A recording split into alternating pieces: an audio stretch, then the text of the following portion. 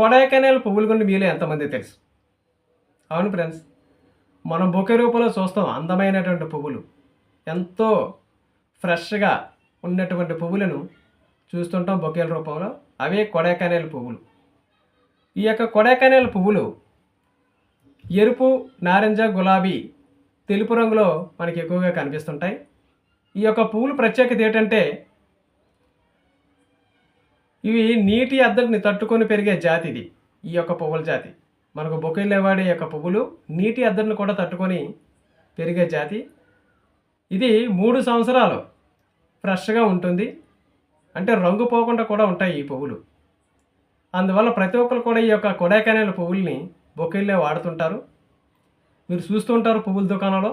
బొకేలకి ప్రత్యేకమైనటువంటి ఈ యొక్క కొడైకెనాల్ పువ్వులనే ఎక్కువగా వాడుతుంటారు ఫ్రెండ్స్.